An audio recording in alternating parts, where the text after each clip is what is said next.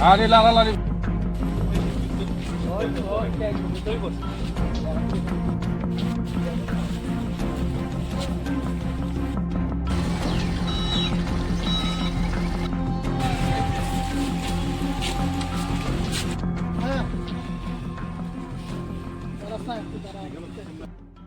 এখানে আমি ওই সরাতে কাজ করতে গিয়া কোন সরাতে? এই বৈরবতলি বালিগাঁও মধ্যপাড়া।